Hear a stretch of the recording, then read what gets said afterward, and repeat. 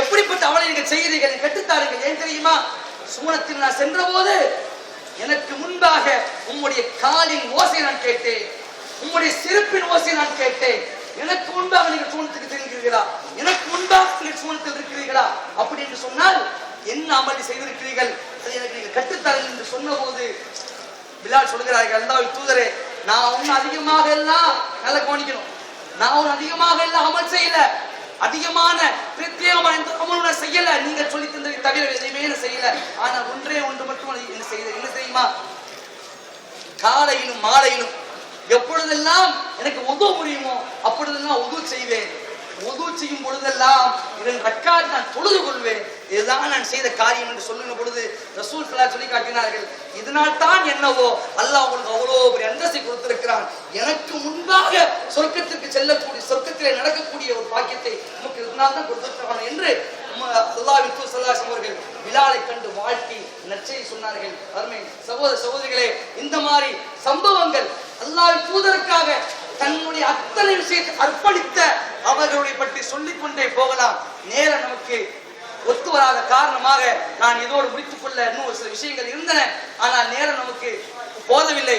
எனவே இதோடு இந்த உரையை நான் முடித்துக் கொள்ள விரும்புகின்றேன். நான் சொல்ல வருவது என்னவென்று சொன்னார், அல்லாஹ்வின் தூதரோடு நாளை மறுமையில் சூனத்தில் சேர்ந்து வேண்டும் என்று சொன்னார். அல்லாஹ்வின் தூதர் அருகாமை, அல்லாஹ்வின் தூதரின் தோழமை, அல்லாஹ்வின் தூதரின் நெருக்கம் நாளை சூனத்தில் நமக்கு வேண்டும் என்று சொன்னார். அல்லாஹ்வை பின்பற்ற வேண்டும், அவன் தூதரை பின்பற்ற வேண்டும். அந்த தூதரை நம்முடைய உயிரை விட அதிகமாக நேசிக்க வேண்டும். என்ன விஷயம் நடந்தாலும் எக்காரணம் கொண்டும் அந்த தூதரை விட்டுவிடக் கூடாது, அந்த தூதரை விட்டு கொடுக்க கூடாது. நம்முடைய உயிரை போனாலும் சரி, அந்த தூதரை விட்டுக் கொடுக்காமல் நம்ம உயிரை அந்த தூதருக்காக, அல்லாஹ்வுக்காக விட்டுக் கொடுக்கக்கூடிய மக்களாக நாம் இருப்போம் என்று சொன்னால் நிச்சயமாக மறுமை வெற்றி பெறுவோம். மறுமை வெற்றி மட்டுமல்ல, எல்லாருக்கும் சொர்க்கத்துக்கு போகணும் என்ற ஆசை இருக்குது, எல்லாருக்கும் சொர்க்கத்துக்கு போகணும் என்ற ஆசை இருக்குது. யாருக்குமே நரகத்துக்கு போகணும் ஆசை யாருக்கு இருக்காது? எல்லாரும் சொர்க்கத்துக்கு போகணும்னு ஆசை இருக்குது. ஆனாலும் அந்த சூனத்திலேயே மிக உயர்ந்த சூனத்துக்கு போக வேண்டும் என்று ஆசை வைக்க வேண்டும்.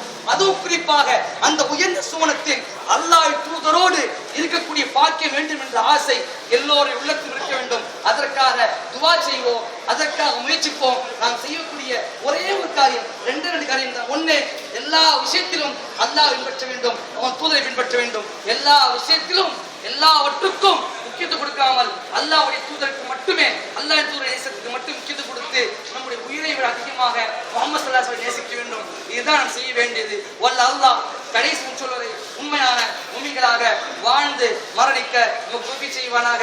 நாளை மறுமையில் அல்லாஹ்வின் தூதர் ஸல்லல்லாஹு அலைஹி வஸல்லம் அவர்களோடு மிக உயர்ந்த சுவனத்தில் வீற்றிருக்கக்கூடிய நற்பாக்கியத்தை எனக்கு உங்களுக்கும் தந்தல்வானாக என்று கூறி என்னுடைய இந்த உரைக்கு எழுகின்றேன். வாகதாவான் ரப்பில் ஆலமீன். அஸ்ஸலாமு அலைக்கும் வரஹ்மத்துல்லாஹி வபரகாத்துஹு.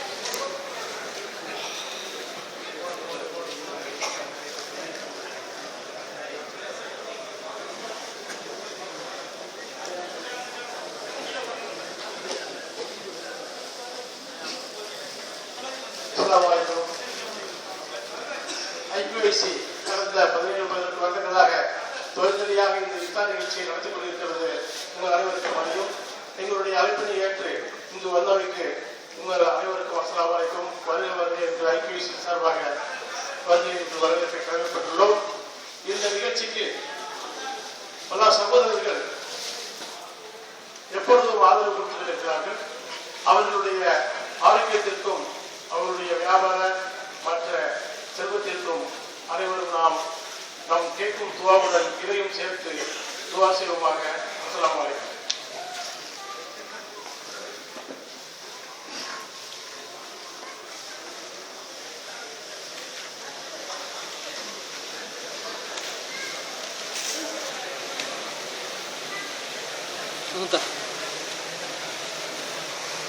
Gracias.